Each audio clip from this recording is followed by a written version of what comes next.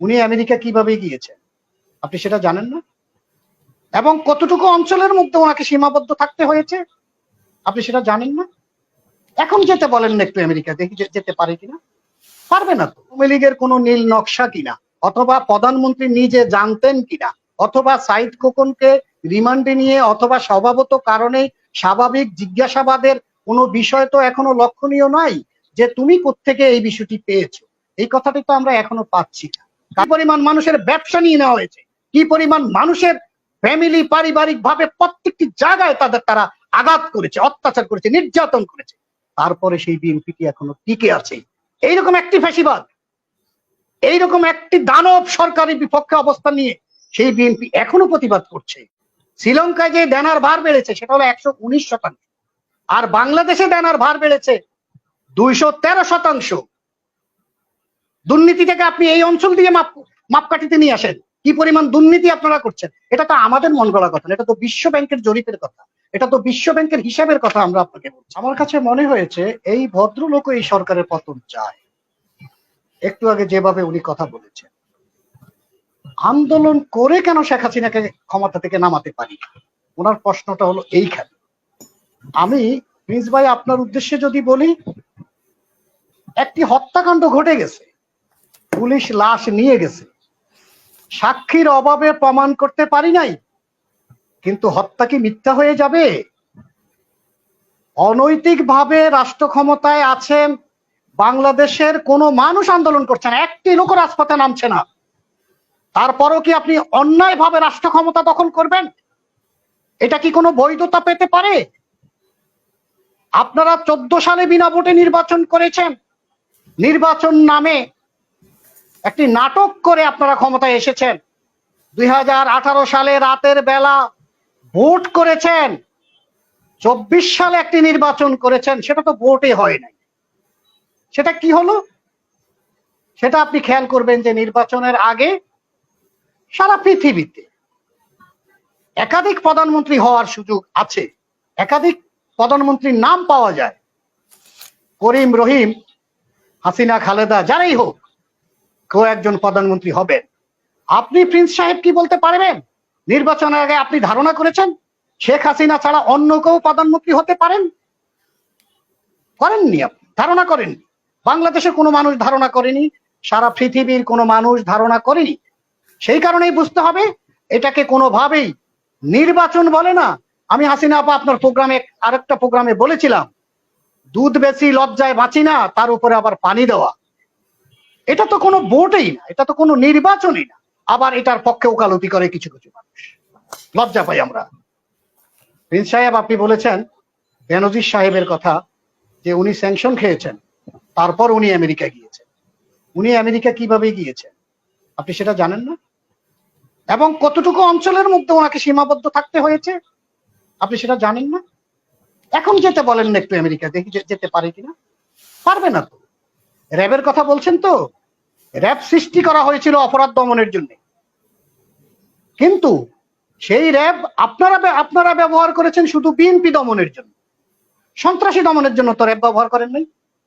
আর তখনকার সময় র্যাব ভাই এট দ্য সেম টাইম 500 জায়গায় সিরিজ বোমা হামলা করে আদালতের জজকে, আদালতের বিচারককে পর্যন্ত হত্যা করা হয়েছিল। আপনারা জানেন নিশ্চয়ই বাংলা।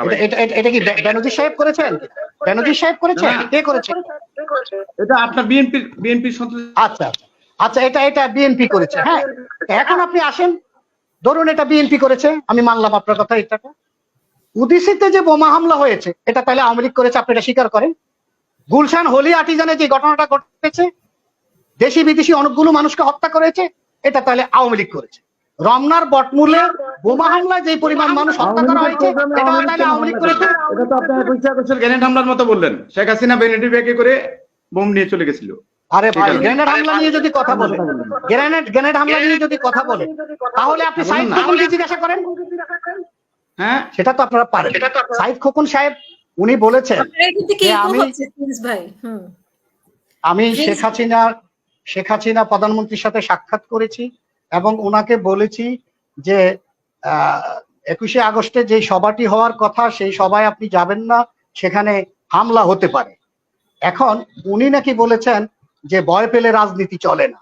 এখন সাইদ খোকন তখনকার মেয়র, উনি প্রেস ক্লাবের একটি সমাবেশে বক্তব্য দিয়ে বলেছেন, লাইভ প্রোগ্রাম থেকে আমরা নিজের কানে শুনেছি, উনি বলেছেন আমি প্রধানমন্ত্রীকে পরামর্শ দিয়েছিলাম এখানে হামলা হতে পারে, আপনি এখানে যাবেন না।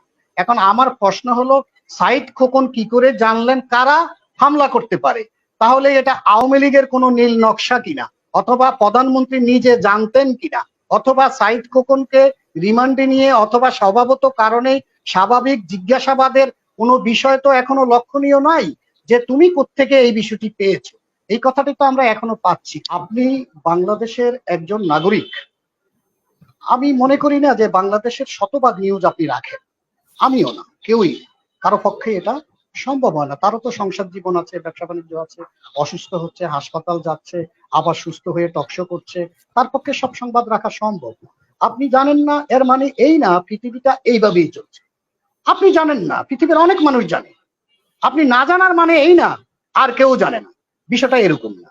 আপনি বেনজির সাহেবের বিষয়ে বলছেন যে উনি অনেক কিছু করেছেন, অনেক হুমকি ধমকি দিয়েছেন, অনেককে হত্যা করেছেন, গুম করেছেন, আমরা যেটা আজকে অভিযোগ করছি, আগে কেন করলাম না? আমি জানি না আপনি কি বাংলাদেশে বাস করেন। যদি ফিল সাহেব আপনি বাংলাদেশে বাস নাও করেন, তাহলে পৃথিবীর সব দেশেই পত্রপত্রিকা এবং নিউজগুলি পাওয়া যায়।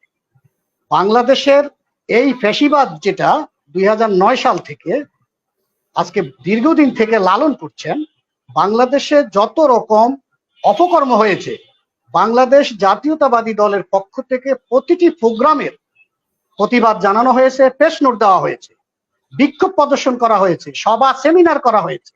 হ্যাঁ, একটি কাজ করা হয়নি, সেটা হলো আমরা ধরেই পুলিশকে পিটাইলাম না কেন, ধরেই ছাত্রলীগকে পিটাইলাম না কেন, ধরেই আওয়ামী লীগকে পিটাইলাম না কেন, ধরেই কেন দ্বিতল বাসে আগুন দিতে পারলাম না আপনাদের মতো, ওই যে দ্বিতল বাসে আগুন দিয়ে 11 জন মানুষকে হত্যা করেছিলেন, আমরা সেটা কেন পারলাম না? আপনারা একই দিনে 200 গাড়িতে ভাঙচুর করেছেন চট্টগ্রামে, আমরা সেটা কেন পারলাম না? আপনারা আমির খসরু মাহমুদ চৌধুরী বাড়িতে হামলা করতে পেরেছেন, আমরা কেন সেটা করতে পারলাম না? আপনারা মিজানুর রহমান মিনু মেয়রের বাড়িতে হামলা করেছেন, ভাঙচুর করেছেন, আমরা কেন সেটা করতে পারলাম না? এই জায়গাটায় আমি বলি, আপনার সাথে একটা জায়গা আমি একমত, যে বিএনপি যেভাবে আন্দোলন করছে এইভাবে তো শেখ হাসিনার পতন হবে না, এটা আপনার বক্তব্য থেকে এসছে। আসলে আমার কাছেও মনে হয় যে বিএনপি বোধহয় মসজিদের ইমাম দিয়েই রাজনীতি করছে। বিএনপি যদি মসজিদের ইমাম হয় তাহলে তো হবে না। আপনি এখন কামারের দোকানে যা যদি কোরআন পাঠ করেন তাহলে লাভ হবে কি? এখন আপনারা বক্তব্য বিবৃতি দিবেন এই শেখ হাসিনার বিরুদ্ধে, এই আওয়ামী লীগের বিরুদ্ধে, এই ভোট চুরির বিরুদ্ধে, এই পেশিবাদের বিরুদ্ধে, এই স্বৈর শাসকের বিরুদ্ধে। এই বক্তব্য দিলে কি স্বৈর শাসক পতন হয়? হয় না। আপনি একটু আগে বিপ্লবের কথা বলেছেন, হ্যাঁ বিপ্লব করতে হবে, এছাড়া তো কোনো উপায় নেই।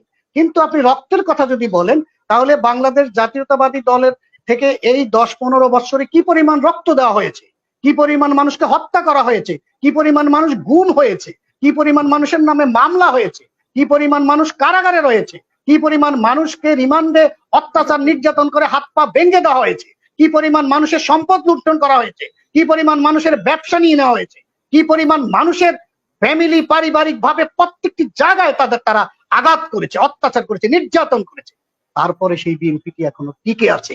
এইরকম একটি ফ্যাসিবাদ, এইরকম একটি দানব সরকারের বিপক্ষে অবস্থান নিয়ে সেই বিএনপি এখনো প্রতিবাদ করছে, করে যাচ্ছে, করে যাবে, যতদিন পর্যন্ত বাংলাদেশে একটি গণতান্ত্রিক রাষ্ট্র ব্যবস্থা চালু না হবে। আমি আরেকটু সময় নিতে চাই, পকলবে আমার সময়টা কিছুটা হলো লস করেছে, সেই কারণে আমি একটু সময় নিতে চাই। আজকে বাংলাদেশে যেই পরিমাণ দুর্নীতি হচ্ছে, যে অনিয়মগুলো হচ্ছে, সেই জায়গাটায় ফখরুল ইসলাম প্রিন্স ভাই আপনারা প্রতিবাদ করবেন। আমি একটু আগে বলছি, শুধু বিএনপি ক্ষতিগ্রস্ত হচ্ছে না, একসময় আওয়ামী লীগ ক্ষতিগ্রস্ত হবে, দেশটা ক্ষতিগ্রস্ত হচ্ছে। আপনারা কম বেশি প্রতিবাদ করুন। আমি বিশ্বাস করি আপনি মনে প্রাণে আওয়ামী লীগকে ক্ষমতায় দেখতে চান না, শুধু আওয়ামী লীগ থেকে সুবিধা ভোগ করেন বিধায় আজকে আওয়ামী লীগের পক্ষে বলতে হয়, না বললে আপনাদের চাকরি থাকে না, সেটা আমরা বুঝতে পারি। আপনি একটা জিনিস খেয়াল করেন যে এই যে রূপপুর পারমাণবিক বিদ্যুৎ কেন্দ্র, এই পারমাণবিক বিদ্যুৎ কেন্দ্র এটা রাশিয়ার অর্থায়নে হচ্ছে। সেখানে আপনি যদি দেখেন তাহলে দেখবেন যে $12 বিলিয়ন এখানে আপনার বিনিয়োগ করা হয়েছে, ঋণ নেওয়া হয়েছে, অথচ এখানে 2400 মেগাওয়াট বিদ্যুৎ উৎপাদন হওয়ার কথা। আপনি যদি তার বিপরীতে দেখেন তামিলনাড়ু, ভারতে, সেখানে 2000 মেগাওয়াট বিদ্যুৎ আপনার এই পারমাণবিক বিদ্যুৎ কেন্দ্র স্থাপন করা হয়েছে, সেখানে খরচ হয়েছে মাত্র $6 বিলিয়ন। আর বাংলাদেশের ক্ষেত্রে যদি আপনি দেখেন তাহলে দেখবেন একটি বালিশের দাম ধরা হয়েছে ৬,০০০ টাকা, একটা বালিশ উপরে তুলতে নেওয়া হয়েছে ৭৬০ টাকা, একটি চায়ের কেটলি উপরে নিতে ব্যয় করা হয়েছে ৭৬০ টাকা। অর্থাৎ রাশিয়ারা যেটা করলো, $12 বিলিয়ন আপনাকে বিনিয়োগ করে তার অর্ধেক বেশি দাম দেখিয়ে অর্ধেক টাকা তারা নিয়ে গেল, আর অর্ধেক টাকা তাদের বিনিয়োগ রয়ে গেল। কিন্তু বাংলাদেশ সরকারকে ওই 12 বিলিয়ন টাকার সুদ এবং আসল এবং সুদ সহ পরিশোধ করতে হবে। এই হলো বাংলাদেশের দুর্নীতির অবস্থা। এরকম ভাবে যদি একটি দেশ চলতে থাকে, ভাগবাটোয়ারার মতো করে চলতে থাকে, সেখানে কিভাবে কি করবেন আপনি ভাই? হাসিনা আপা আমাকে সংক্ষেপ করতে বলছেন, যার কারণে বেশি একটা আগাইতে পারছি না। আজকে আপনি ঋণের কথা যদি বলেন, 2009 সালে আওয়ামী লীগ যখন ক্ষমতায় নেয় তখন বাংলাদেশে ঋণ ছিল $23.5 বিলিয়ন। আজকে বাংলাদেশে ঋণের পরিমাণ হলো $100 বিলিয়ন। আজকে মাথা পিছু আপনার যে দেনা সেটা হয়ে গেছে 1,50,000 টাকা। আপনি কি চিন্তা করতে পারেন দেশটাকে কোথায় নিয়ে যাচ্ছেন? গত 10 বৎসরে ভারতের যে দেনার ভার বেড়েছে সেটা হলো 83%, পাকিস্তানে যে দেনার ভার বেড়েছে সেটা হলো 101%, শ্রীলঙ্কায় যে দেনার ভার বেড়েছে সেটা হলো 119%, আর বাংলাদেশে দেনার ভার বেড়েছে 213%। দুর্নীতি থেকে আপনি এই অঞ্চল দিয়ে মাপকাঠিতে নিয়ে আসেন, কি পরিমাণ দুর্নীতি আপনারা করছেন। এটা তো আমাদের মন গড়া কথা, এটা তো বিশ্ব ব্যাংকের জরিপের কথা, এটা তো বিশ্ব ব্যাংকের হিসাবের কথা আমরা আপনাকে বলছি। তাহলে দেশটাকে আপনারা কোথায় নিয়ে যাচ্ছেন? এসব বিষয়ে তো আপনারা একটু চিন্তা করবেন, কথা বলবেন। কিন্তু আপনারা এই দুর্নীতি নিয়ে কোনো কথা বলছেন। এখন দুর্নীতিটা কেন হচ্ছে? দুর্নীতিটা হচ্ছে একটি রাষ্ট্রযন্ত্র, একটা সরকার যখন দীর্ঘদিন ক্ষমতায় থাকার স্বপ্ন দেখায়, বেনজির আহমেদের দুর্নীতি নিয়ে, তখন একটি সরকার যখন দীর্ঘদিন ক্ষমতায় থাকার স্বপ্ন দেখায়, তখন ওয়ার্ড কমিটি লেভেলের একজন কর্মীও তখন দুর্নীতি অনিয়মে জড়িয়ে পড়ে। কারণ সে জানে 5 বছর পরে সরকারের পরিবর্তন হচ্ছে না, জবাবদিহিতা নাই, আমার নামে মামলা হবে না, আমার কোনো বিচার হবে না। এই বিচারহীনতার সংস্কৃতির মধ্য দিয়ে আজকে শেখ হাসিনা বাংলাদেশটাকে একেবারে খাদের কিনারে নিয়ে গিয়েছেন। শেখ হাসিনা নিজের ইতিহাসটাকে নষ্ট করেছেন। উনি বঙ্গবন্ধু কন্যা, কিন্তু ওনার যে ইতিহাসটা স্বৈরশাসক হিসাবে লেখা হচ্ছে এবং ভবিষ্যতে মারাত্মক আকারে লেখা হবে। হয়তো বলবেন যে এখন প্রতিবাদ করি না, আমরা তো প্রতিবাদ করছি, নিয়মিত করছি। হ্যাঁ, শেখ হাসিনা যেদিন থাকবেন না সেদিন ব্যাপক হারে হবে।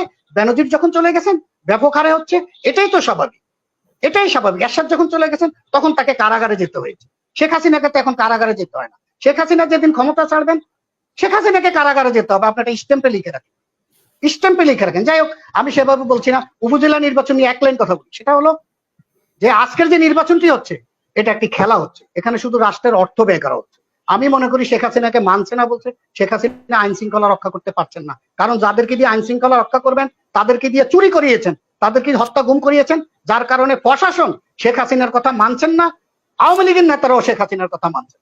আমি শুধু একটা জায়গায় পরামর্শ দেই, আপনারা এইভাবে নির্বাচন না করে, নির্বাচন খেলা না খেলে আপনারা প্রত্যেক উপজেলা চেয়ারম্যান হিসাবে প্রশাসক নিয়োগ করে দেন। এতে করে জানমাল এবং অর্থের সাশ্রয় হবে, দেশে হাহাকার থাকবে না, কোনো বিশৃঙ্খলা থাকবে না, কোনো প্রতিবাদ থাকবে না। আপনারা নিজেরাই গণভবন থেকে রাষ্ট্রটা পরিচালনা করেন, যার নিজের মতো করে রাষ্ট্রটা পরিচালনা করেন। এই রাষ্ট্র আর গণতান্ত্রিক রাষ্ট্র নাই, এই রাষ্ট্র আর স্বাধীন রাষ্ট্র নাই, এই রাষ্ট্র আর মুক্তিযুদ্ধের চেতনার রাষ্ট্র নাই। ধন্যবাদ।